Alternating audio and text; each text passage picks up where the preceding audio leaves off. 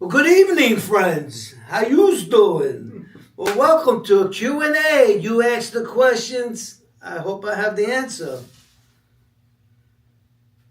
Anyway, they're telling me to keep rolling, so I'm going to keep rolling. Everybody doing good tonight? Hope you all had a good meal. And if you didn't have your meal yet, then just put it on the side. Microwave still works. Come and tune in. We have answers that might amaze you, might surprise you, might. Anyway. So just talk to the people. Just talk. Well, okay. I don't know what to say to all the people because I don't know who I'm talking, you know what I'm saying? So, but anyway, we'll try to keep this conversation live as much as possible. Asking people, just give a call, ask a question, I'll give an answer. Hopefully I'll have the answer. I might have to take the fifth on some of the questions. I'm not sure. It all depends what you ask me. But anyway, tell your friends about what's going on too, man. Give a phone call here and there. Let them know about what's going on. And we just want to try to speak to as many people as you possibly can within the time frame that we have. I'm not sure the time frame we have. When do we open now and close around what time? About 6:37? Yeah, somewhere around that time. So tune in. Get your friends. They're already here, so just start talking to people that are here. And just again, Robert, I think the main thing is that I know you're looking to a camera, but there's people here, and there's a poll going right now, and the poll is, what questions do you want Robert to answer today? We got a few votes, so you can tell people to vote in the poll. I asked them Gambino questions about your personal life, questions about the FBI, questions about Witness Protection Program. So there's a poll going right now. But why don't you just tell them what's going on in your life? Talk about the last recordings. Tell them about what's going on. Just talk to the people. All right. Well, tell you a little bit what's going on lately. First of all, let you know where we are on YouTube. We have reached over, from my understanding, about 3.5 million people so far with the YouTube. We have, I believe, 6,600 subscribers. And in case you're not one of them, we appreciate you go to YouTube. It's YouTube at Robert Borelli Stories. Watch some of the videos. Subscribe to it. It helps us out. And also constantly keep giving you videos as they come out, which will have a whole new form of videos coming out shortly. Within this week, I believe. So anyway, tell your friends about it also.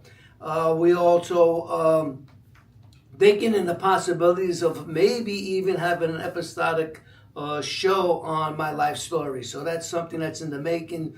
We already working with somebody to script write for us about 8 episodes. So these are all things that might be coming sooner. And hopefully sooner than later, but this projects. And then we have what we call Nothing But God kind of celebration that we're going to be doing, an event that we're going to be doing on October 11th here in Mansfield, Texas. So tune in to that too. We're hoping we might be able to go live stream. I'm not certain about that yet. So there's a lot of things going on. If you guys have churches, Celebrate recovery groups, rehabs, whatever it is, and you feel that I might be able to help them out, speak into their life, have your churches or Celebrate Recoveries or whoever you can know that might want to come there and speak some hope into people's lives who at point in time, like my life, was in Rikers Island, hopeless, and in much despair, giving up on life itself, but God had a different plan for me, and that's what I'm doing now. So from 1999 up until this present time, I've been just doing nursing home ministries, whatever ministry God has opened up doors for me to do. I've been doing that there from 99 up until present time. So speaking at churches, speaking at rehab, speaking to Celebrate Recoveries, speaking in youth groups, camps, you name it. God opens the door, I'm there. So anyway, appreciate whatever help you guys could give and help support the ministry. That's what that is. Also, just to remind you, and I don't have the book with me, but it's outside. Somebody could get that book. There it goes. It'll also pop up on the We videos. also have a book called The Witness. I was a witness for the government, now I'm a witness for Jesus. It's my life story. It goes into a lot more details than I do normally speaking. And you go to my website, robertborelli.com. You could make a donation, and I would sign the book and mail it to you personally. So anyway, whatever help you can give, don't forget, The Witness at robertborelli.com. Go to the website, make a donation, and I'll send you the book. Sign it too. Thank you. You got 7 votes. Ask people to vote more in the poll about what they want to ask tonight. Yeah, well, anyway, the poll is about as many questions you guys have. I mean, one person can ask numerous questions. We're not holding anybody to just one question. So ask whatever questions you want. And like I said, I might have to take the fifth on some of them. You have to understand that there's some things that I don't talk about, some things that I'm not capable, I'm not allowed to talk about. But anyway, most questions I do answer. I'm very transparent with my life, so you could ask me anything about the mob style, when I was involved with the mob, how I got addicted to drugs, where I came, being homeless, and then God had a plan for me. Being in Rikers Island, numerous prisons in and out.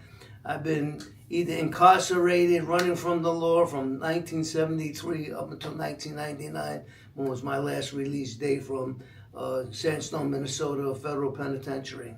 So ask away, guys. I'm waiting. Any questions? Roll the Bones podcast. Roll the Bones podcast. It's a podcast. Roll the Bones podcast. And they wants to know: are you involved with any addiction support groups? Any what? Addiction support groups. Am I involved in them? I speak at them. I'm not involved as far as going there for recovery. I believe personally, and that's not for everybody, but for me, but I've been completely delivered. I have no desire to pick up a drink, a drug, or a cigarette, or gamble, or any of those things that held me in bondage. But I love to speak in them, and I do help people on a one-to-one basis. Also, people who have problems with addictions, any form of addiction, they can come to me. We sit down, we speak, we have a breakfast or coffee or something like that. So I'm involved that way. But as far as being involved, like inside of that, being a part of the membership of that, that's not what I do anymore. Anything else? If there's not a question, just talk about other things. Talk about software underbelly. Talk about your experience. Oh, okay. I hate to keep talking about myself, but anyway, that's what they want me to do. So I've been on a lot of podcasts. I've been, I don't know, probably 30 to 50 different podcasts, interviews, people speaking. I just did one last week, which will be coming out shortly. Also, not remembering the name of it, but I think it's Second Chances or something like that, which actually this gentleman is a great gentleman. He works with a lot of the youth and young kids in the Mansfield school district. And I love to get involved with that. Now, that's something I'm excited to get involved with, because I love to speak a message to these kids about what it looks like. I kind of call it a BC and an AC, before Christ in my life and after Christ in my life. And I try to paint the picture where that before Christ in my life, where it led me to prisons, drug addictions, all these addictions that I had, also being homeless, in and out of prisons, and then my life after Christ when I got saved in 1997 in Rikers Island, and my life afterwards, which now I do, and I speak and be a witness for Jesus Christ, my Lord and Savior. I was also on Soft White Underbelly, that podcast there. Flew to California to do that. I think it was like about an hour, 45 to an hour show that we did there. You could look up Soft White Underbelly, look up on the Robert Borelli, and you'll find that episode there of the podcast. So a lot of other things going on in my life. But I more appreciate that I continue to ask questions, so ask me, come ask me some questions. Come on, I'm excited to answer some of your questions. Muggs, there's a guy named Muggsy. You want to give a shout out to Muggsy Siegel? Hey, Muggsy Siegel, I think I spoke to you once before, didn't I? He said, did you know my mother? She worked at Gelatos on 101 Avenue. On where? Gelatos gelatos on 101 Avenue. Oh, I probably did. I mean, I used to stop there and get my gelato, but Her name is Paula.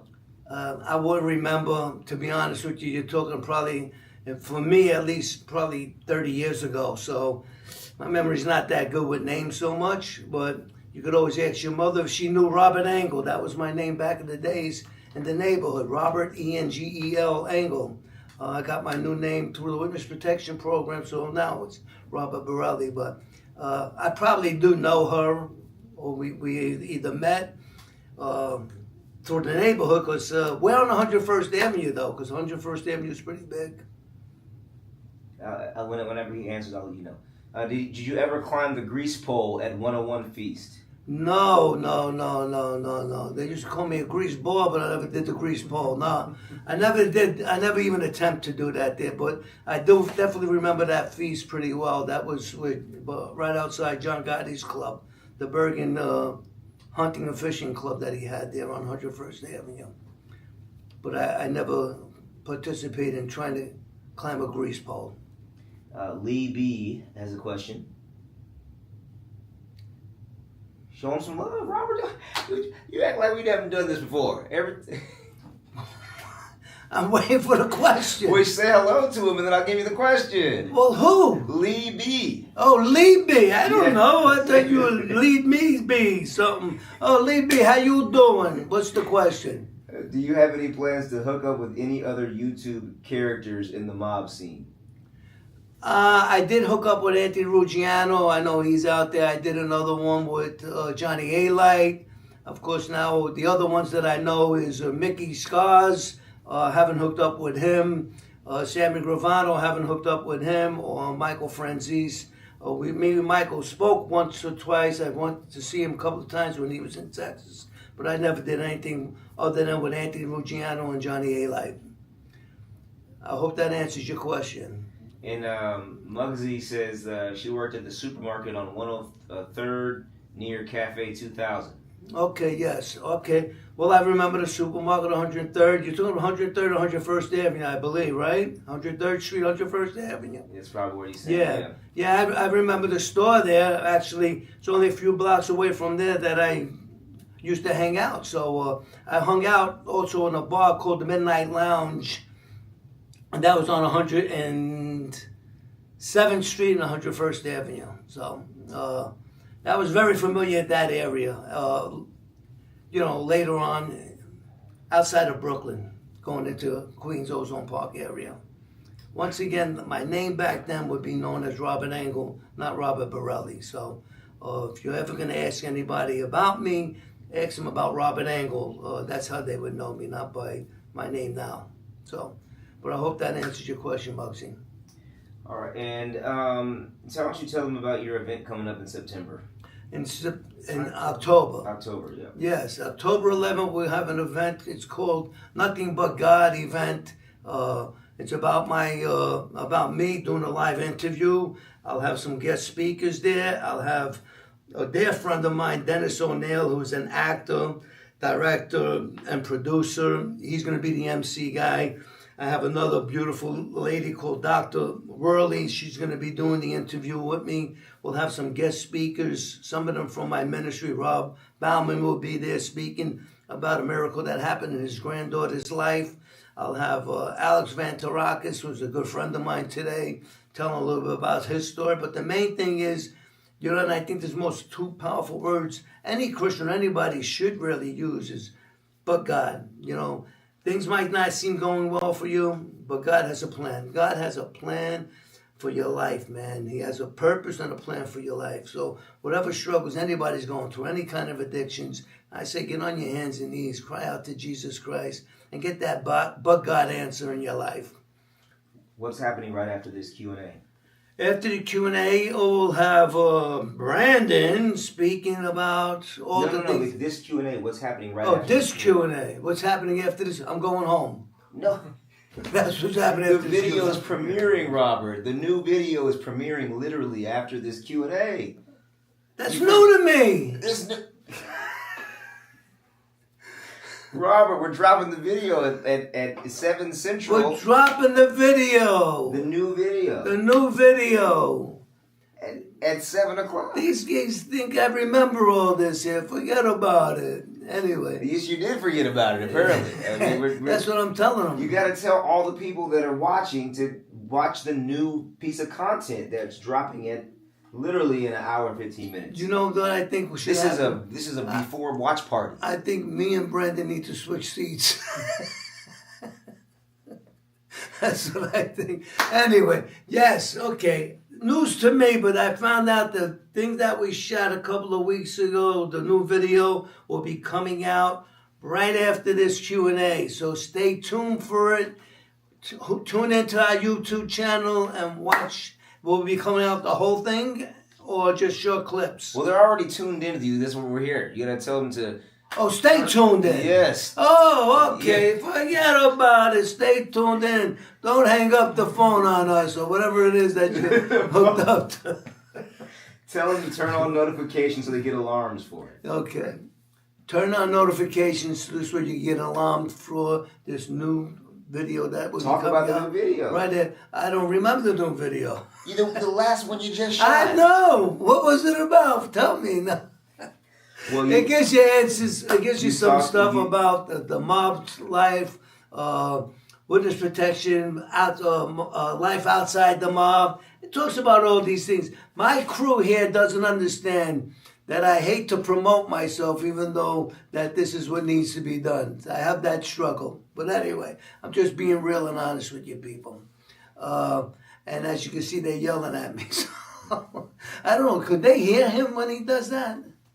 They can probably hear me. Okay. Yeah, they can probably hear me because I'm right. So if they can hear you, if you guys can hear him, think about how loud he's speaking to me. All right, so. All right, Mike M wants to know, did you ever live in Bergen County, New Jersey? No, I never lived in, I'm not sure where Bergen County is. I know in 1970, either 3 or 70, I think it was in 1974 or the end of 73, I was in Newark, New Jersey, hiding from the Lamb, and the Campisi crime family was hiding me out there. And it's a story about that because they were hiding me and my friend out. We were wanted for murder in New York. Awesome. And what happened was the FBI came and swarmed, and I thought it was for us, and it was actually them getting arrested. And then we had nobody to take care of us, so Fat Andy and the guys came and got us from New Jersey and brought us back into the neighborhood. So, anyway. And we got some money. Muggsy Siegel on a super chat just donated $2 to the ministry. Thank you, Muggsy. And his question is, how was it on Friday night by 106 in Park Benches? Man, Muggsy, do you know me personally? How do you know about 106? Well, he's not going to answer back. You got to just keep talking. Oh, well, I just hope you could answer back. Yeah, I used to hang out there. Matter of fact, to be honest with you, which I always am, I had a lot of people selling pot out of that park for me back in those days. So 106 and Atlantic Avenue, I think that's what you're talking about. Yeah. Yes. Anyway, that was some of my stomping grounds where I used to hang out late at night, or sometimes go there later in the afternoon because I didn't wake up that early back in them days, and then play some basketball. So yeah, 106. I wonder if I know you, Muggsy. Do you have a real name? Muggsy said he does know you. in Oh. person. You do know me, Muggsy. How come I'm not remembering the name Muggsy? He'll answer you. Okay. Anyway. Roxana Peretti says your face looks nice. Well, thank you. And this is without makeup. Just want to let you know. Muggsy says you might know his brother, Angelo Magnolo.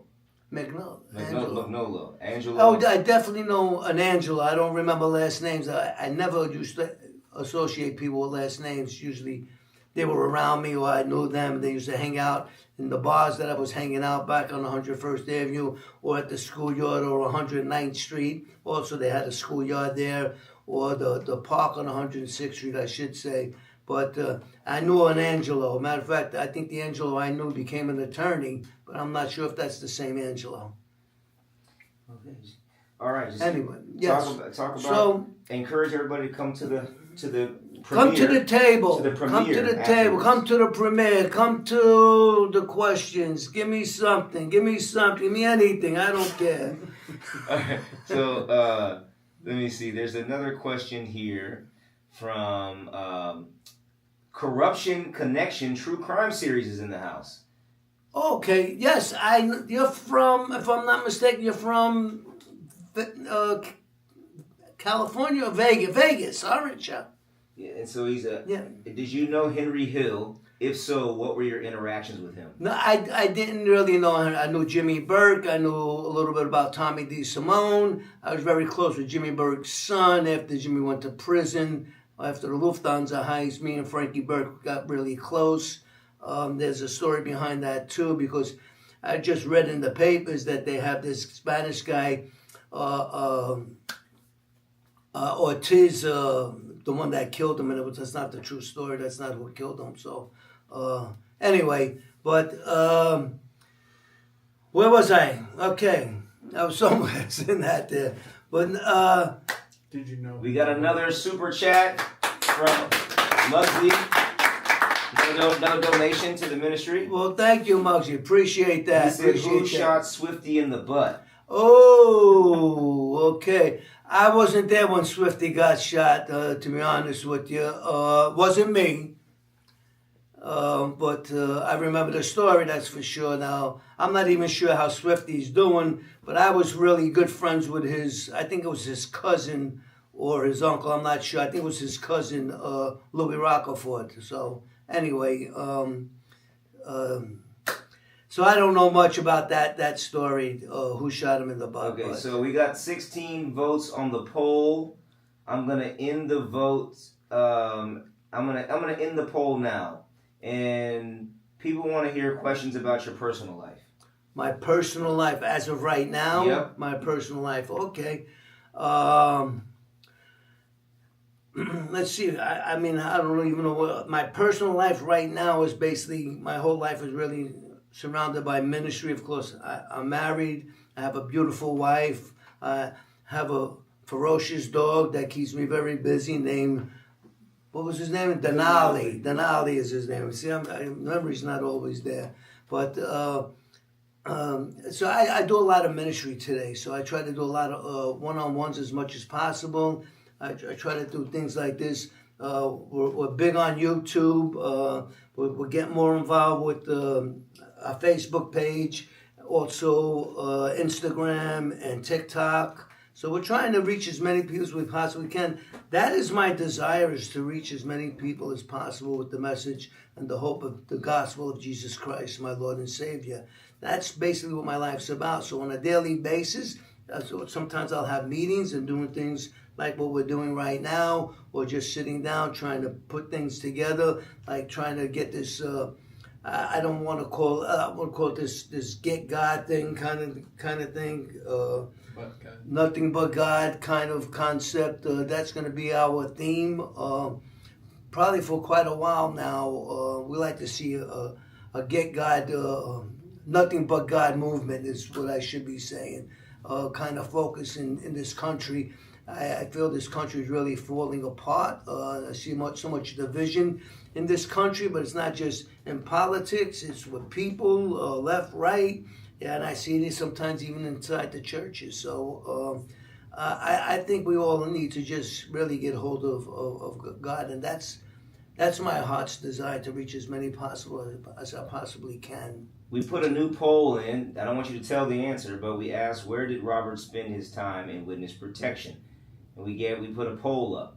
So we gave them 4 options. We're going to see if they guess correctly. Okay, there's 3 votes in. We'll probably stop the vote, maybe about I don't know, 10, 20 votes.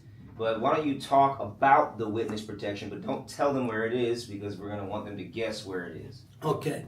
First of all, you have to know, witness protection don't actually start until after you're out of prison. They put you in what I called a WITSEC unit. Once you cooperate with the government and the feds get a hold of you. My case, I'm not even supposed to tell you where it was, but anyway,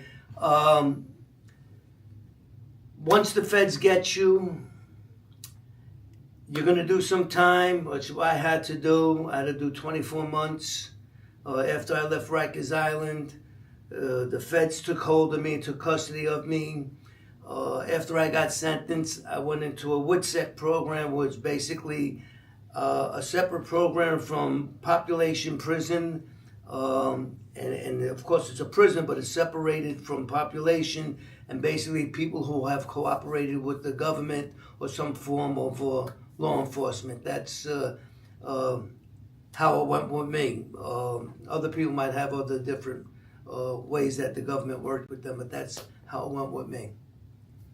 So, the guess would be, where did I spend those 24 months? Give them more details about it, man. You're being kind of short with it. Give them more details. If I give them more what is it like in Witherspoon? How did you feel in Witherspoon? What was going on? Talk. Give us the details. How'd you get your name? Okay, there's a lot of questions. My crews asked me more questions than people asked me. But anyway, they want details of how I felt. Well, was uncertain, that's for sure. Decided to cooperate, decided to tell the truth about my life. And unfortunately, when you start cooperating with the government, you have to tell them all about whatever you did from the day you were born until the day you just walked into their office.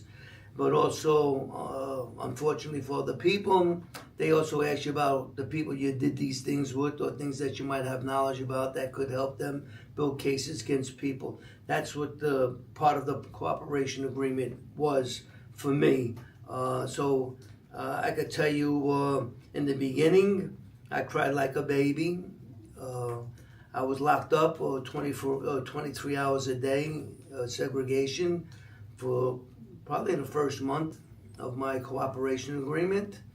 And I cried. Did a lot of crying. So, but also did a lot of reading of the Bible, which comforted me a lot. And then from there, I got shipped to another place because people found out where I was.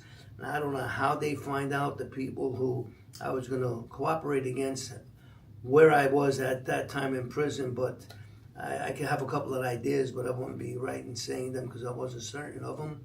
But I went to another place, and then I had a little bit more freedom. And it was just difficult. It was difficult because now you have to trust the government, who for a long part of my life was my enemy, really. That's how I looked at them. So now I'm trusting them. But my hope came from trusting God the most, and that He would work it all out. So that was a way of me, I don't know the right way to say it, of finding peace in tough times at that time. And then finally I get sentenced, and I get sent to another place to serve my time. And, you get a number, you don't get a name, because nobody needs to know your name or anything like that. So I get a number, and that's how they address us, as numbers. And then I finally get released. And then once I get released, after my time was up, and the miracle of that is, might not seem important to you, but if you're doing time, it is. I was supposed to be released March 7th in 1999, and that fell on a Sunday, so they couldn't keep me. They don't release anybody on weekends, so they couldn't keep me a day over, so they had to release me the Friday before. So I got released on March 5th, 1999. And then from there, the marshals pick me up, and they bring me to a hotel, and I wait to get transferred to another place where they're going to interrogate me a little bit to find out where they could place me, or what might be a way of providing for myself once I'm kind of released out in the new place that they're going to place me in. So they do all that stuff, and then they ask you, they say at that point in time, I know they change it, but at that point in time, they say you can keep your first name, but you have to change your last name. And I gave them a couple of names, and none of them worked. Then I happened to be watching this show called MASH. And on this show, MASH, there was this Dr. Borelli that was transferred from one unit to the MASH unit to do an emergency surgery. And when they came in, I had his name in my mind. And when I gave them Borelli, they said, okay. They came back and said, that's your name. Now, the regret I have for that there, I should have said Dr. Borelli. Maybe I could have came out with a PhD. but that didn't work out. So anyway, but that's kind of like where it was, and then from there you're placed into a disclosed place, which once again, if I tell you, then you'll know a lot about where I was and all that before you answer these questions that they give me that we already put in the poll there. But I'm relocated someplace, and I'm all on my own, not knowing anybody. No family came with me. Matter of fact, most of my family was against what I did. And I had to start life all over again. So it was tough. The toughest part was trying to find work. I mean, because I get a new name, get a new social security number, I get all this new stuff, and then when they go for a job and you give them the social security number, they can't find nothing past 1999. They wonder, like, okay, you're not really 1 year old or a couple of days old. You know what you do all your life. So it was tough. It wasn't easy. Let me put it that way. And the fact that my mom had passed away when I was in the witness protection program and didn't know until a couple of days later that she passed away, because nobody knew where I was or how to get in touch with me. And then the fact that I was in the witness protection program, I wasn't allowed to go to her funeral. So that was a heartbreaking thing. But but God led me into nursing home ministry. The love I have for my mom, my dad already had passed away. I just poured into the people in the nursing home, and I did that for like 13 years in various locations in different states. Well, same state, but different counties. So anyway, that's... All right, the votes are in. We asked, where did Robert spend his time in witness protection? We asked them A, Wisconsin, B, Oregon, C, Texas, D, Wyoming. And the majority of voters said Oregon and Wyoming. Wrong. The last place I did time was in Sandstone, Minnesota. You were close, Wisconsin, if anybody said Wisconsin, but it was in Sandstone, Minnesota. And that was when I was in prison. When I came out, I was relocated to San Antonio, Texas, which I believe for a guy like me was called a foreign land. So that's the story about that, and that's why I said it was so tough, because I don't know how you put in Italian especially with my accent, a place in Texas, and you don't stand out. But How was I survived. Roxana wants to know what was Minnesota like. Well, Minnesota, I was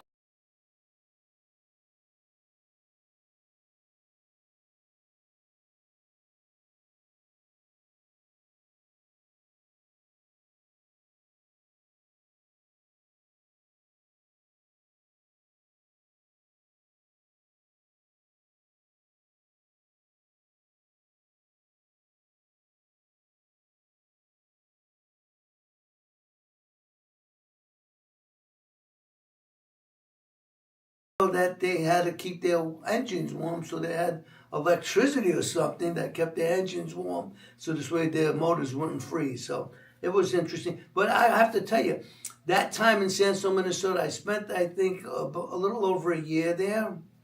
And I did a lot of Bible study, and I had a lot of, about 9 or 10 Christian guys that used to come, and we used to get together and pray for each other. And it was probably, it might sound stupid to most people, it was probably one of the most enrichment part of my life, getting to know Christ a lot better, because I did a lot of study with the Bible and through Set Free Prison Ministries. Actually, I got 32 credits for biblical studies. Unfortunately, it was under my old name, and I couldn't take them with me. So anyway, but at least I got to know God a lot better. Anyway. What do you say to all the people in the comments, all the videos that call you a rat? What do I say to them? Well, when I was in that lifestyle, and I'll be honest with you, when I found out Sammy Gravano gave up John Gotti, I was still in that lifestyle, and I called him a rat. Matter of fact, I had somebody, when I was in Rikers Island, they came to me and they said, I guess they were facing a lot of time. They wanted to know how I thought about Sammy Gravano. Don't you think he did the right thing? He's not doing time and stuff like that. And I said something to him that stood even in my own mind. I said, yeah, but he still has to look in the mirror. So I understand being called a rat, but I see myself as a guy that just told the truth. And, the Bible says the truth shall set you free. it just took a lot off of me that I didn't have to worry anymore. No, I gave them all the information that they needed, served my time, and now I have a new life. So, but I understand people calling me a rat. Don't agree with it, but I understand, especially if you're still involved with that type of lifestyle. And I think about it too. It's kind of like a handed down thing that even I remember my parents say, "Don't be a tattletale," And there's a lot of kids in my neighborhood back in the days that if we would have told their parents what their children were doing, maybe some of them would still be alive today. So I don't know. It all depends how you look at it. We got 21 people watching, hanging out with you. Okay. Well, thank you for watching. Thank you for hanging out. Ask a question. If you're there, ask a question. It could be any question about my past, my homeless days back on Atlantic Avenue in Rockaway. Why don't you talk about the Uzi strapped to your chest and what you were doing in that period of time in your life? Okay, the Uzi strapped to my chest because a lot of people came. He said I was full of baloney. Nobody carries an Uzi, or you can't even fit it, or something like that. But that's a true fact. I would have never said if it wasn't true. But it was guys from my neighborhood. Well, first of all, I was strung out on crack cocaine. Crack cocaine controlled my whole life at that point in time. And we're talking like 1996 at that time, when I'm really strung out. Maybe a little bit before that, there maybe, on something I can't even remember. No, because I was hanging out on Atlantic, not on Atlantic, on Liberty and Crescent Street. So it had to be probably in the late 80s. And I was still very paranoid. And guys that I know was going into these crack places, which was in Brooklyn, by Pickett Avenue and around that area was mostly dominated by black people. And some of them got ripped off or robbed, or some of them even got killed while they were going to cop crack. So I was very paranoid of that. So a friend of mine had an Uzi at his house, and I just took it from him and put it on my chest, and I would walk and cop back in in that neighborhood for crack cocaine, make sure that nobody robbed me or nobody tried to kill me. So true story. But what also happened when I went back, I still was carrying the Uzi strapped to my chest, and then my brother-in-law and friends from Nicky Carrazzo's, his brother and them, came to pick me up. Said Nicky wanted to see me, and I just had it on me, so I didn't want to let them know that I had an Uzi strapped to my chest. So that's the story that we shared, and a lot of people didn't believe that story, but it's a true story. All right, Muggsy gave another $2 donation. Hey, Muggsy, thank you. Thank you, Muggsy. And he asked, he's telling you Tommy Elf passed away last year. Yeah, I know. Believe it or not, Muggsy, I was visiting Tommy Elf on the QT. He didn't want people to know. I was going to New York, and me and him were sharing some times together. I was trying to get him away from the crack that was really consuming his life. And you know what happened to him. He died of a heart attack on a bus. And anyway, I was meeting with other people too, but they didn't want nobody to know that I was meeting with them. They wanted to be associated with me, or letting people in the neighborhood know that they were associated with me. So we kept it under the QT, yeah. But I know about Tommy Elf. Even spoke to his sister about it too. So sad way to end life, man. Broke my heart. I was very close with the kid, so. Actually bailed him out of prison a couple of times. We got a question from Brian G. Okay, hey Brian, how you doing? He said, did you know Tony Pizza? He was an enforcer for Tony Pep. The name sounds familiar. Tony Pep, I know him real well. He grew up in my neighborhood. I know Tony Pep since I'm a kid. Actually, he had a candy store on the Eastern Parkway, and I worked for him at that candy store. So I go back with Tony Pep a long time. But just to let you know, Tony Pep was one of the people that I had to testify against in Florida. So wasn't happy doing it. But like I said, I felt I made an agreement, and as a Christian, wanted to keep my agreement. And since I was involved in that, what was going on there, I told the truth and had to do that there. In a court case against him. But I knew Tony Pep well. Tony Pizza, I might know him if I see him, but I don't remember the name Tony Pizza. Roxana wants to know if, had you not got hit with a case, would you still be in the life? I don't know because I was so cracked out at that point in time. I think somebody would have killed me by then. So would I got cleaned? If I would have got cleaned, which I did numerous times, got back into that lifestyle. It's the only life I knew, So chances are, if I cleaned up my act, I would have been. But I probably think I would have died of an overdose, or somebody would have killed me way before I got back involved with that lifestyle. Because I did back in '95 and '96, a part of '96 anyway. In Florida. That's where that case that I was I didn't have to testify, but which I was going to testify against was the case in Miami, Florida that we all had. So I don't think that would have happened with me. Crack consumed my life, became the love of my life.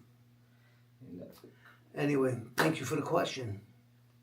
Corruption Connection wants to know, did you know any of the guys involved in the French Connection? No, I mean I think that was kind of before my time. See, that had to be in the '60s. I think it was a pup at that time, or early '70s. Not sure about the French Connection. Like the movie though, like Gene Hackman, but no, I wasn't. I wasn't involved. I didn't know anybody from there.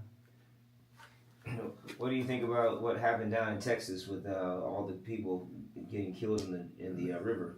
You're trying to make me cry. That's what you guys are trying to make me do. I'm heartbroken over it. Me and my friend were sharing a little bit today, and I told him I can't even fathom. I could maybe some kind of fathom how the families are going through, but I'm picturing these little kids getting swallowed up with water, and the fear that might have been going on in their minds and in their hearts. I mean, I can't imagine that, man. My heart breaks over something like that. It's devastating. I know back in 1987, from my understanding, they had something similar like that happen at the Guadalupe River. A flood happened too. And I'm still praying. I know there's some children that are still missing. I'm still praying for a miracle that they will be found alive. Praying for their families a couple of times a day, every day. But they're in my heart. It's the most thing that I'm praying that it was devastating to hear. I'm glad some of them did get saved, but it's heartbreaking to know that a lot of them didn't. Thank you for the question. And tell some of the. Let's talk. Why don't you talk about your life after the mafia and jobs that you had? Okay. Maybe your first job. My first job was in HEB. I had the midnight shift, so I had to be there 11 o'clock at night and worked until 7:30 in the morning, stocking shelves. And the first time it's probation, so you have to stock, I forget the count, but it was like 20 boxes in a certain amount of time, and I wasn't good at it.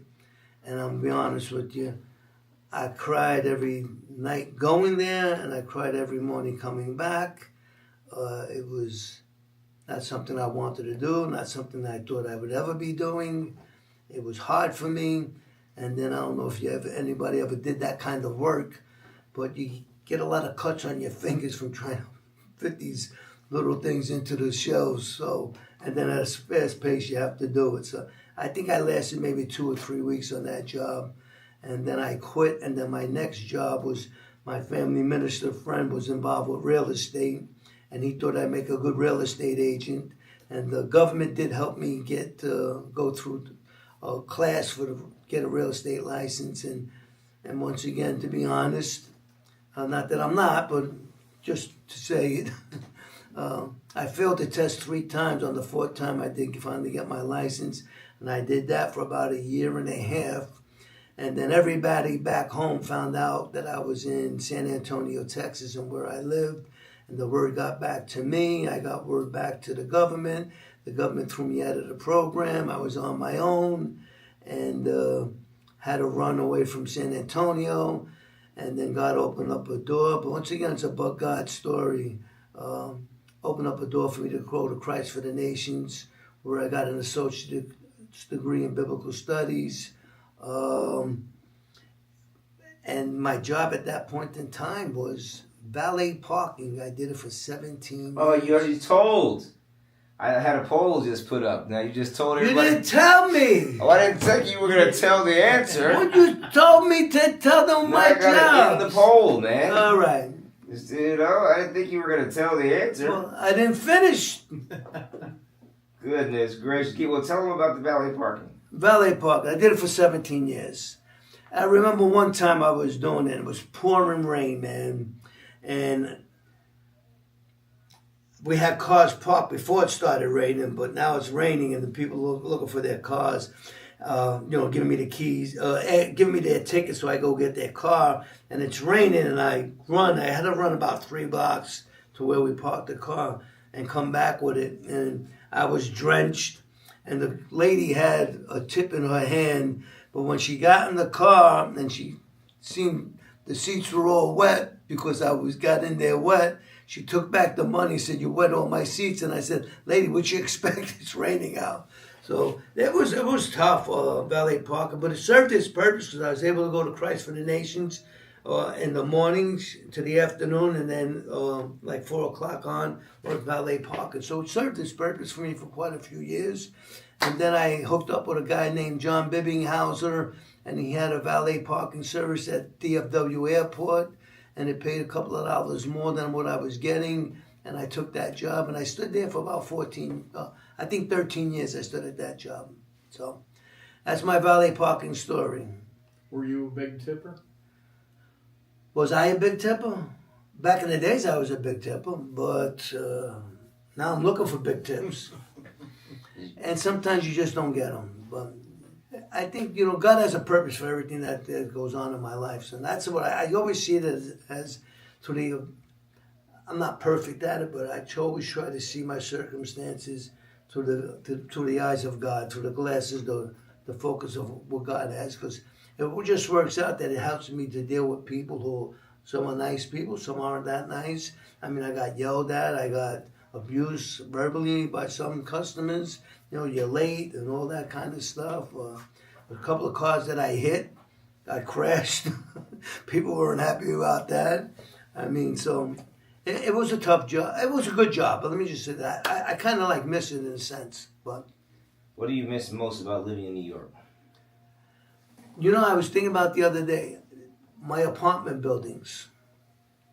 I was thinking about that because in the apartment building we had 3 stories and then a bottom floor, so there was actually four families living in it. And you had to get close with them because you had to run into them constantly up and down the stairs if you're sitting on a stoop. So I missed that part of it because now I'm in Texas. I have a home and I don't know my neighbors too much. But then you could not know who they were. So it was very community-based where you knew everybody in the neighborhood. We hung out on stoops. At nighttime, played ball together. That's what I miss the most about New York. And I can't keep on talking about this stuff, guys. Come on. Okay. They think I'm a machine. I'm not a machine. Question. Was there a specific moment or event that made you say, I want to turn my life to Christianity and specifically pursue that? It was when I was in prison. In Rikers Island, my last time in prison is when I gave my life to Christ. And basically it was over me, at that point in time I was homeless, living in the streets of Brooklyn with no roof over my head. And I would just fall out wherever I was after a couple of days, maybe sometimes a couple of weeks, being high on crack cocaine. Whether it was in a crack house, in somebody's car, and then every now and then it might be on concrete pavement. To be honest, to be truthful about the whole situation. So when I did finally get locked up, I knew I wasn't getting bailed out, and I been in and out of prison a lot. I know how the routine, how it works. And the first thing I know, since I was homeless, I didn't have any money, but I needed to try to get money from people who maybe they felt they owed me a favor. I did something for them, or they just wanted to help me out. You know, guys from the neighborhood. I needed to get money for a good lawyer to get me out of the mess I got myself into. And then, of course, I know I'm not going to get bailed out, so I'm trying to get commissary money so I can live as comfortable as possible. So the point in time happened when we have to call on everybody. Now, I was estranged from my daughter. Her mother didn't think I needed to be in her life because I was messed up on crack cocaine pretty bad. But she was allowing me to call my daughter over the phone. And this one time I called my daughter and she was crying. And I said, Brianna, why are you crying? She said, of course you won't come and see me, or something to that effect. And it just broke my heart that I knew I was going to see her for quite a while. I was facing probably 10 to 20 years at that point in time.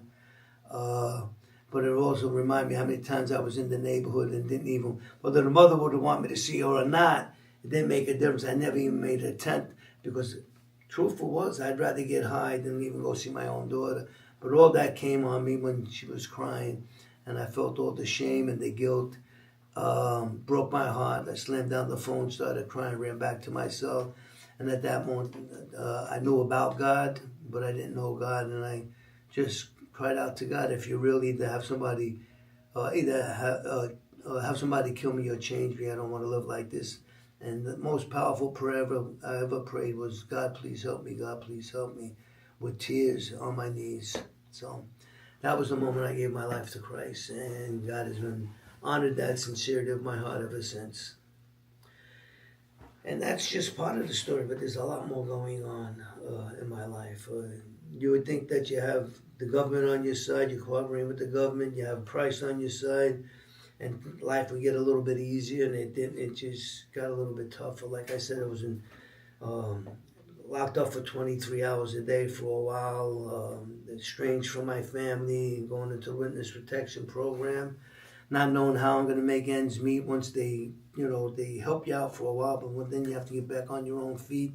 You have to get your identification and everything put in place.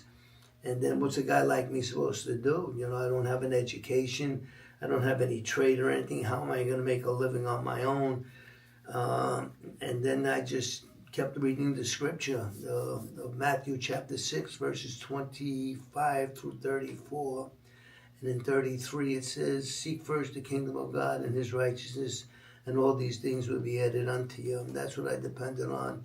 And I have to tell you, Christ has not failed me since. He has provided me every way. Sometimes it was tough, but sometimes your faith needs to be stretched. So this way you could understand the grace of God a little bit more, and also the mercy of God. So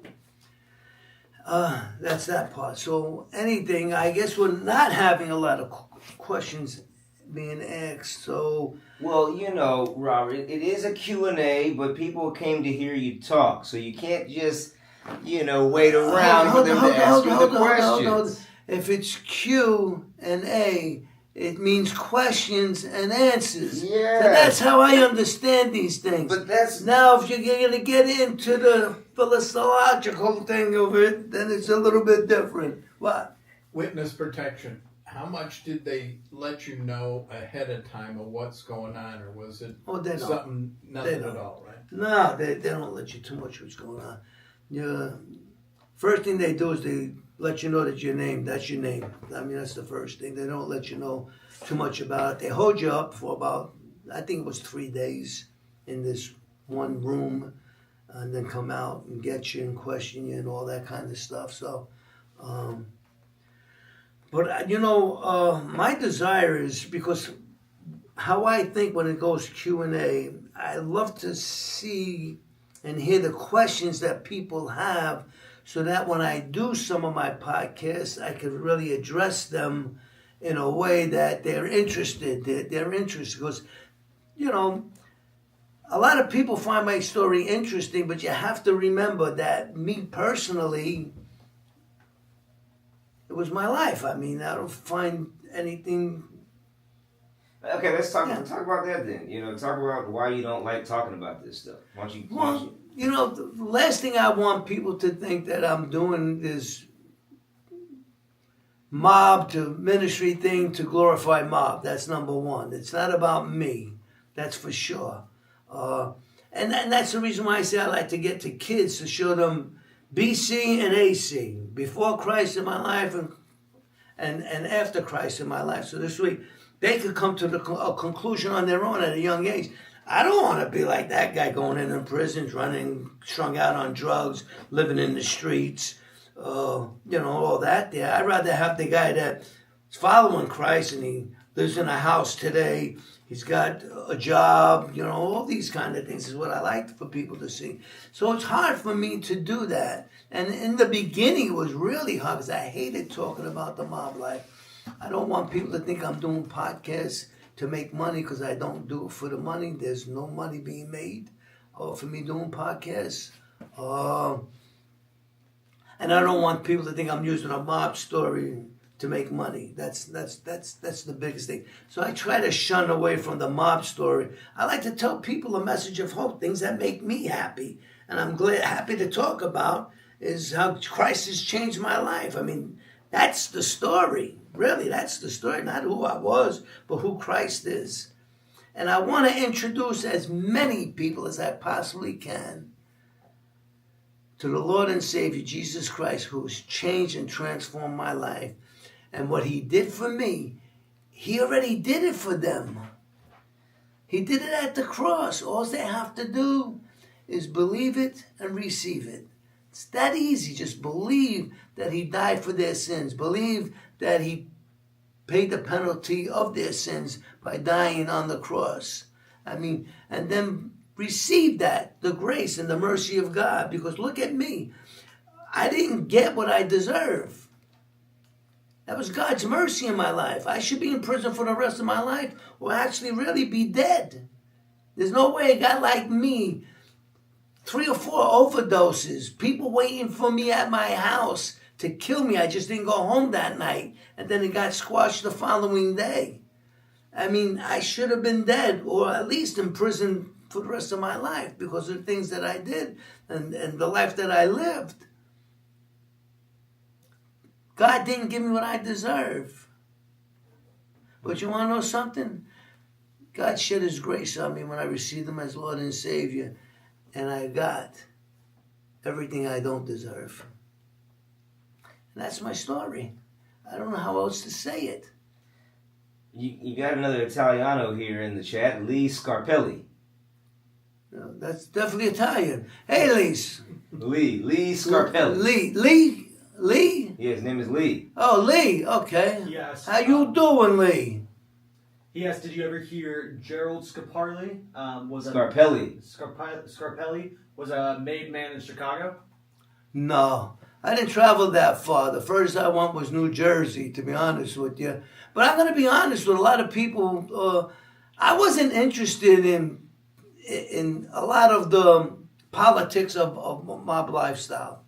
I was the guy in the street, that was my life, wherever I was hanging out, whatever radius that I had, 4 or 5 blocks, 101st Avenue, 104th Street to 100 maybe 9th Street, that was my area, and I protected that area. That's kind of what I did. So if anybody did anything in that area, and they knew that that was a place that I hung out, I felt they were disrespecting me. That's the lifestyle that I lived. I would say, and maybe I'm misquoting it, but I would consider myself more of a gangster than a mob guy. Because mob, big money and all that kind of stuff. I live day to day, If I made $5,000, I went to the racetrack and gambled it away or went and partied and discos and stuff like that. That's kind of things that I did. So. You got a fight breaking out in the chat, man. You got apparently Lee is not Italian, he's Sicilian. Yeah. And Roxana said you guys are not Italians. So is there a big difference here? Like is there some beef between Sicilians and Italians there? Well, the Sicilians are still called Italians, but they probably don't like to be that because Napoleons So it's the northern part of Italy. Sicily has its own island, and Sicilians. Let me put it this way: I was around a couple of them when I was in Danbury, Connecticut, my first prison term with the federal government. It was called the Pizza Connection at that time, and a lot of them were Sicilian guys. In Sicily, it's a whole different ball game about guys like me ratting and stuff like that. They blow up families. They go after families. New York is a little bit different. So I think there's a little bit of a difference there. I don't think that they like... Carlo Gambino was Sicilian, but a lot of the people that were in his family were, from my understanding, Napoletans, from like Naples and that kind of area of Italy, not Sicilian. So Sicilians really consider themselves different than the regular Italians. All right, well, you're gonna have to put on Pastor Borelli hat now, okay? Because one of your fans here, Miss Roxana, she says yes, she believes, but she's still got a bad mouth and a very vengeful mind. Okay, well, then go to Romans chapter 12. Where it talks about that we need to renew our mind. How do we renew our minds? I agree with you. For a while, that was my problem too. And it's not a salvation issue. That means that you kicked out of heaven because you cursed. So that's not the point. But the thing that I would say is we have a lot of old junk in our heads. Things that we were taught as a kid, things that we grew up, the environment that we grew up in, things that we thought were okay. Then we read the Bible, say they were really okay. So how do you renew the mind? I see the mind is like a computer.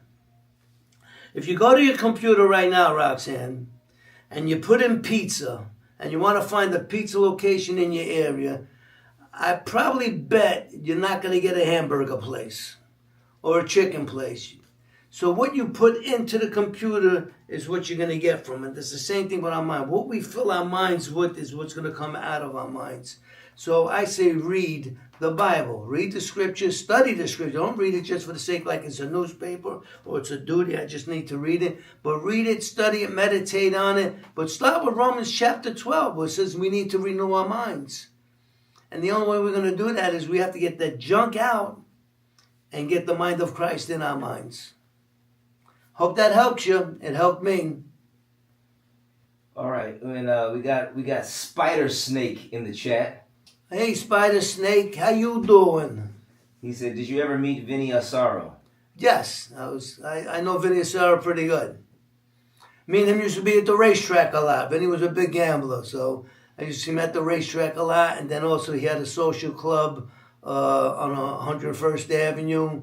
I think right around just before football. I think it was 75th Street at that time. He had a social club there.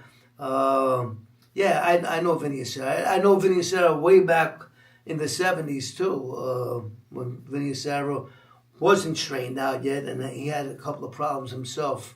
Talk about the racetrack. Why is that? What was that a significant part of your life? Well, the racetrack was pretty big for guys like us. We liked the action, liked the gambling. We thought, we knew a couple of jocks. We get some tips. Know a couple of trainers. We get some tips, make some money. But Vinny, of course, Vinny did pass away. But Vinny would definitely would tell you today that he lost a lot of money gambling. He was a big gambler, Vinny. But he was a pretty big Shylock too in them days. Matter of fact, I went for him to borrow some money, and because I was with a different family, he refused me. He said, "Get it off of your guys."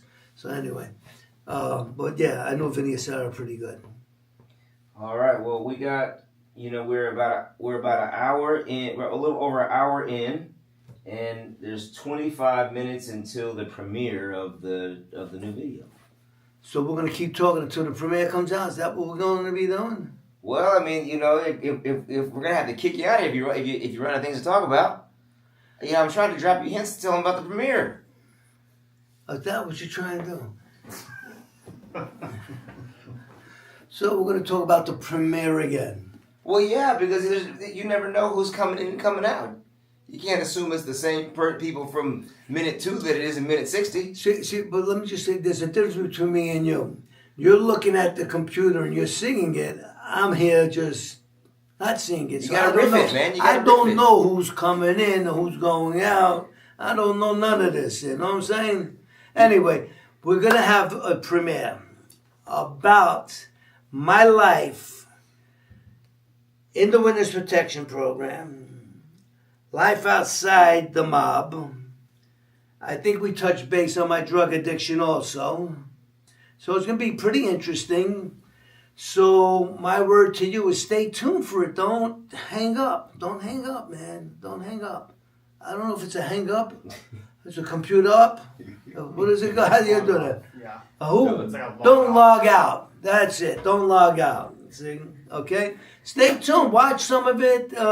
Subscribe to the YouTube channel. Once again, Robert, YouTube. I'm sure that they're already subscribed. They're already here with you. Are they subscribers? I don't know if they're subscribers. How Well, would I know?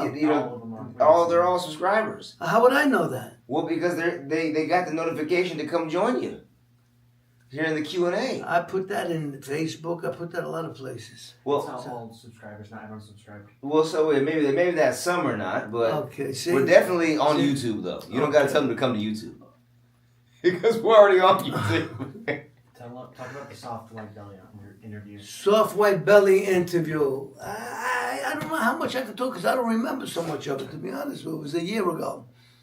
Right? No, it You wasn't. came with It was no? this year. Was it? Yeah, it was like in the spring. It was like March. It was like March or April. Really? Yeah. Wow, We were time just flies there. when you're having fun. Yeah. We were just. Or in time LA. stands still when you're having one or the other. It does something. Yeah, soft white on the belly. I enjoyed it. It was nice. The way the guy does it is unbelievable, man. He lays down through the whole thing and just with a camera in his hand, and you sit in the chair and you just tell you. Well, he. I don't know if he does it with everybody, but he said just tell your story, and I did, and I think it's about 50 minutes. I could be wrong, but I think it was for about 50 minutes, and. Anyway, distractions, guys. Anyway. Don't worry about us over here, okay? You just. Well, I'm looking at the camera and I can't help seeing you. So anyway, so for like 50 minutes, I just shared my story. And at the end, he said, I don't need to edit anything. What you did was great. I'm going to just use everything that you did. And the one thing he did tell me at the end was, he said, you really have a tremendous... Okay, you have a redemption story, a transformation story is what he said. Really, God has really transformed your life, and I said I thank Him every day for that. So you could go to Soft White Underbelly, look up Robert Borelli, and you can watch the clip. We put the link in the chat. Oh, we put the link in the chat. See, these guys are very good. But the thing is, they think I know that they're doing these things, and I don't know. So, but I just hope we enjoy time together. That's the main thing. I'm not into,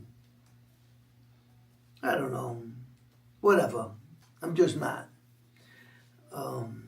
I just try to be as real as I possibly can. Well, you had a big thing in the Dallas Observer, didn't you?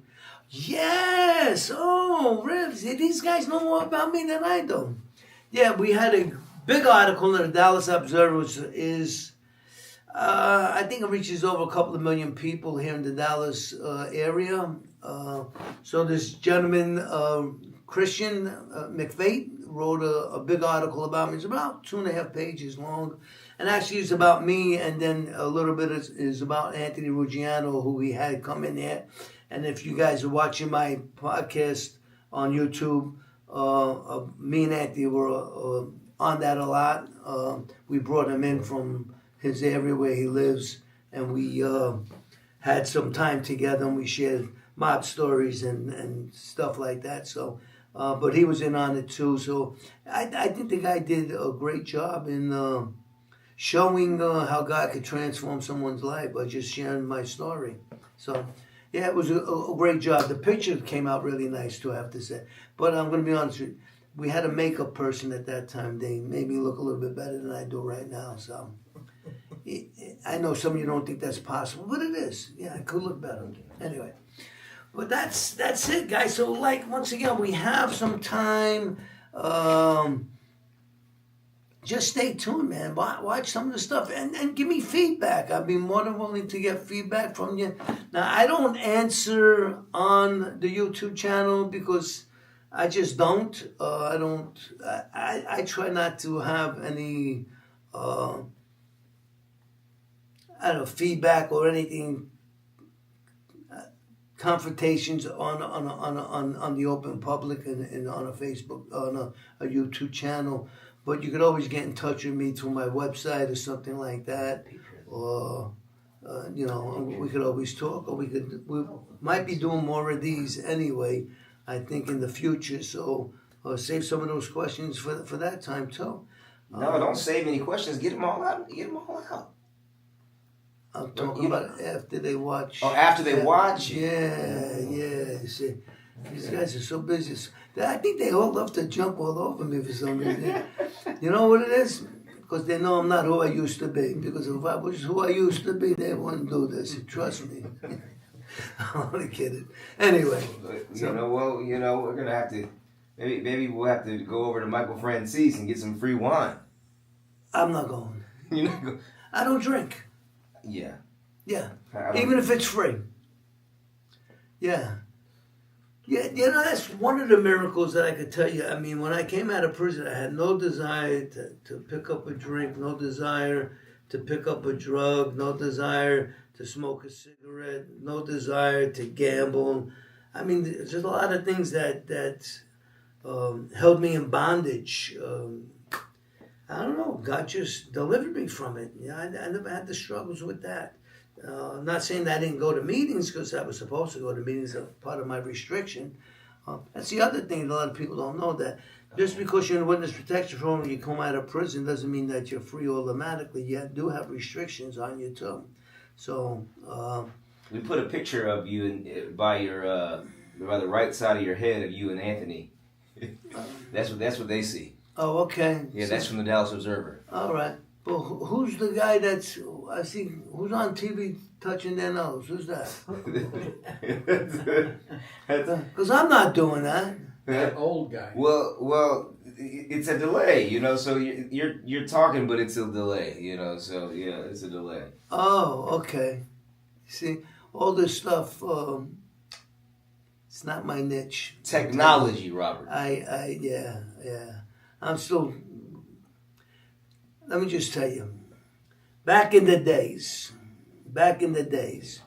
we didn't have cell phones, we didn't have all these modern technology things, we just had each other, community was very well, everything went a little bit better than it does today, we survived without it, we stayed out, played, had games. I mean, it's just a lot different. So I'm not into the technology. That's why I pay people to do that. What are your thoughts on Christians in politics, Robert? I try not to get involved with that too much. I'm going to just, once again, I keep saying be honest because I am honest. But I don't know enough about politics to really get involved in. And to be honest with you too, is I didn't really start following politics until maybe 2-3 years ago. I really, for a lot of part of my life, I didn't care what the world was doing as long as they didn't bother me. So that was part of my life. But even as a Christian, I really never got involved in it. I kind of feel, and people could say that's not the right attitude to have, but I feel God is still in control. Whatever's going on, the Bible says, not me, the Bible says that He appoints kings and dethrones kings. So that's just how I see things right now. So I try not to get involved. There's certain basic principles that Jesus speaks about and through His Word that I stick to. But I'm not really interested in the politic thing. That's just not me. Like I said, I don't know enough about it to give any kind of an honest opinion either way about politics. What do you think about society and culture, though? Of American society and culture? Well, it breaks my heart. Let me just put it that way. That's one of the main reasons why I do what I'm doing is,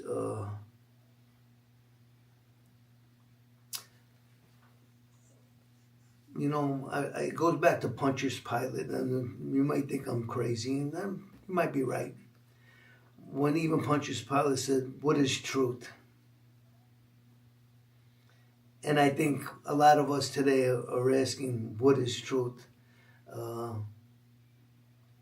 You hit it could be the same thing, and you hit two sides of the story for the same picture, and it's really hard. And the only reason why me as a Christian could deal with it a little bit better is because I know God's truth, and I stand by that. But if I was to watch CNN or any of those shows and Fox News or any of those kind of shows, you see so much controversy between the two over maybe the same subject. So, and I'll be honest with you, I see it even in the churches today where there's a lot of division. So it breaks my heart, and my advice to anybody who doesn't know what to believe, man, read the Word of God, man. He'll give you some discernment, that's for sure. What's the biggest issue with society and culture, though, Robert? Well, I think it is division right now. I really do. That's one of the biggest things I think that's going on in society. We were talking about this earlier. Back in the days, I can't remember the time that we did it. I don't remember the date, but it was the Italian-American Civil Rights Movement. And we would go and protest in New York at the FBI building, but they had barricades where you were able to protest. It wasn't that you could go out in the streets, stop traffic, and all that kind of stuff.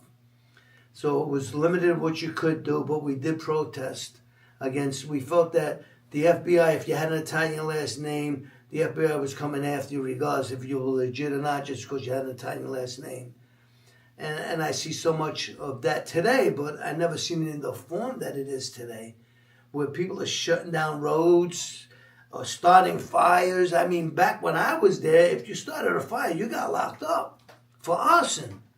Matter of fact, that's one of the cases I had in Florida, even back in the 90s, was for arson, burning a building down.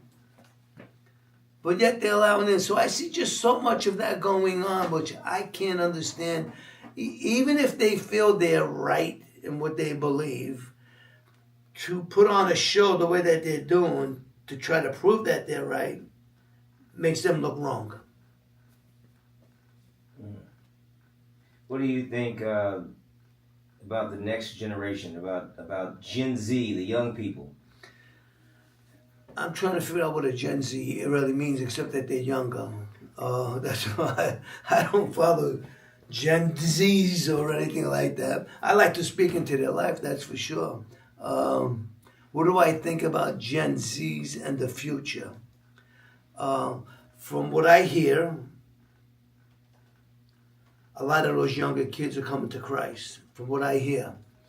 And I think because of so much of the confusion that's going on, they're saying, okay, I don't even know what to believe anymore. And maybe they're hearing a message of hope, of the truth, that it's being ministered to them. I think that they're seeing it even in people's lifestyles, how they're practicing what they preach, also not just trying to convince people that they need to do it their way, So I think there's hope. Let me put it that way for the Gen Zs. Kind of reverse of that. What would you say to a young adult who is, slipping down the path that you were going down, doing drugs, doing illegal stuff in the mob? What would you what advice would you give to them? My advice, you don't have to stay stuck in the situation that you're in. It's never too late for a new beginning. That's been the theme of my life for a long period of time. Of my ministry was it's never too late for a new beginning. Listen, I had all that there in my life. When I got on my hands and knees in that prison cell, all by myself, nobody ministering, nobody preaching to me, just crying out with a sincere heart. for something to change in my life and wanting to know more about God. And if you're sincere in it, I know God's going to do the same thing. Like I said, He already did it for you. All you have to do is believe it and receive it. That was the change in my life.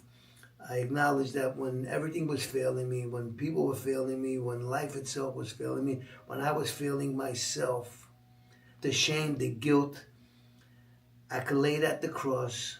I don't have to live with it anymore. I could start all over again. That's why I say it's never too late for a new beginning, no matter what's going on in your life. Get on your hands and knees and cry out to the one who can change your life. He doesn't just change your behavior, He changes your heart.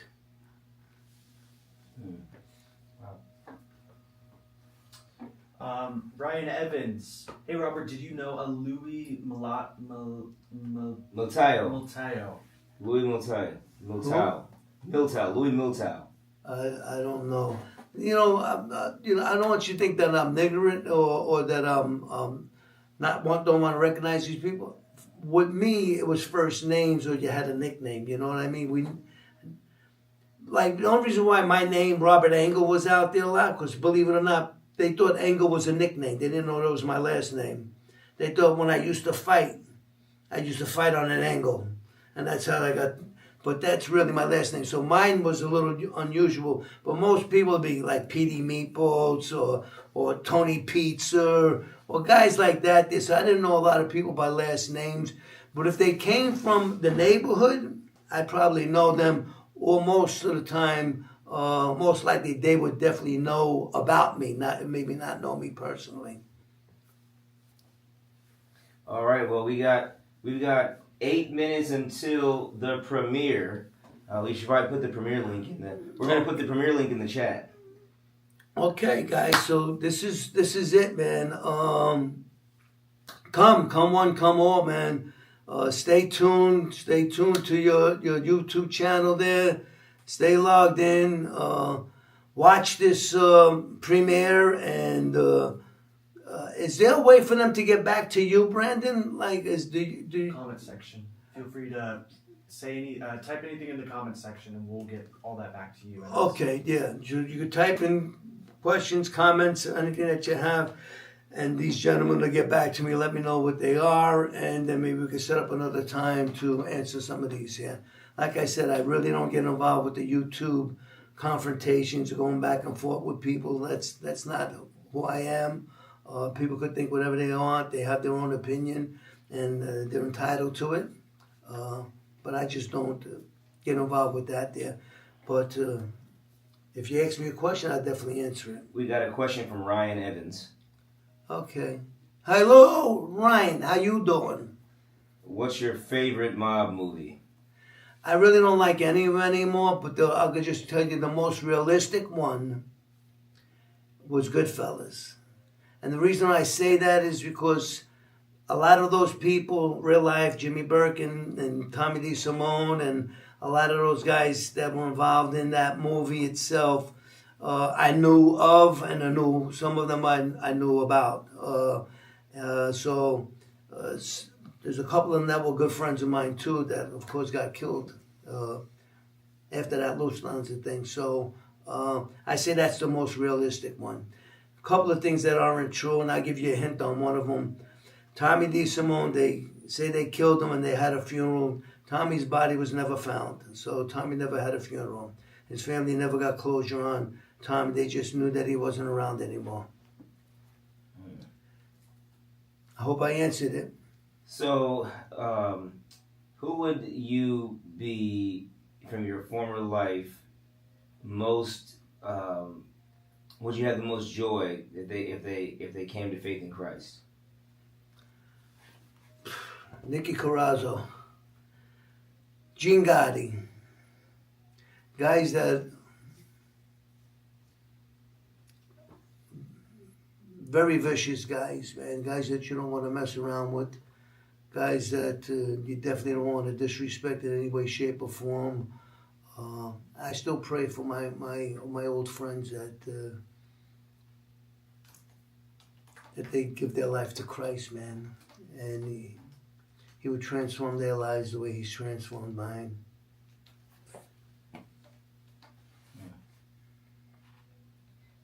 Yeah. What do you feel like God has called you to reach some of those guys still, or no?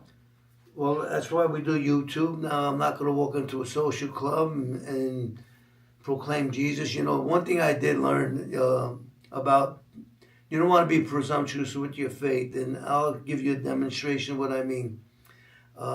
You can't walk out in the rain and ask God to keep you dry. He's established an umbrella for you. Use it. I don't go into social clubs and try to minister to guys that are still involved in mob life. That's why we're doing social media. I know some of them watch it. Hopefully that message gets to them. Question: would you ever do an interview with Sammy the Bull? I'm not sure about that. I know I've heard that Sammy given his life to Christ. If I did one with him or anybody else, I'm not sure that I would. But if I did, it would have to be a Jesus story, not a mob story. What are your ambitions and what are your goals for your YouTube channel? Give your audience a sneak peek into what you hope for them to be able to see and experience in the future. Well, once again, we'll go back to the original thing that I said. If we do mob stories, we talk a little bit about my life, and that's before Christ in my life. And you can make a choice. God's given us the freedom of choice. You can make the choice to want that, being in and out of prison, run from the law, get addicted to drugs, alcohol, gambling, women, whatever it is.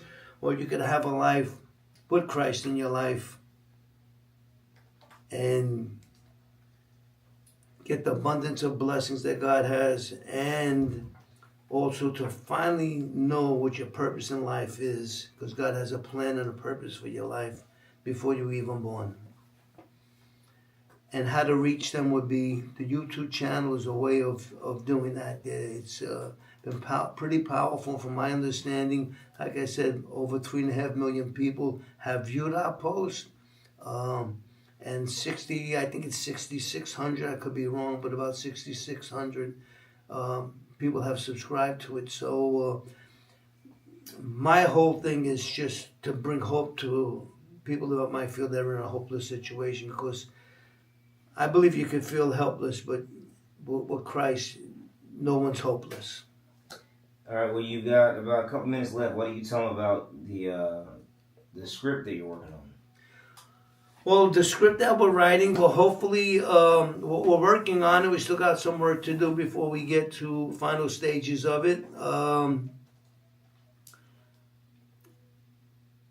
I don't know how much to disclose because I didn't talk to the writer yet. So we just need some changes from the last one that he gave me. Some changes need to be. Well, you don't have to talk about the script in that sense, but you can talk about what your intentions are, what you're trying to do. Well, we want to do this is how I mean, some people had asked me to do a movie, and then some people mentioned an episodic thing. When I think in my head, I think of, you could watch the movie Goodfellas, or a lot of people are more intrigued with The Sopranos, where they watched it through a period of time, they could see it in episodes. I think that sticks with people a lot longer and more mindful of it. So that's why I'm a little bit against the movie, more for episodes where it could show you the beginning, how my life was, where it led me to, how it led me to Christ, and my life after Christ. That's what I'd like to see. So we're working on a lot of it now. So not everything we agree upon right now that was been written so far. So we'll get together again and get back to paper and pen. All right. And you've got about 60 seconds left. And this premiere is going to start in 60 seconds. So you can give them your last final farewells. Tell them to go over to watch the premiere. Okay. Any fairly last words? Yes, stay logged in. I really appreciate it if you could call up friends, tell friends, get them tuned into our YouTube page. Stay tuned into it. Don't log out. Watch it. Give us feedback on it, and hopefully this one I think is pretty important. Well, I know all of them are, but this one a little bit more special to me because it's showing my life outside outside the mob, and maybe that's what you would want for your life or to your kids. So please watch it and stay tuned to it, and invite people to watch it with you. Appreciate you. Thank you. God bless you. All right.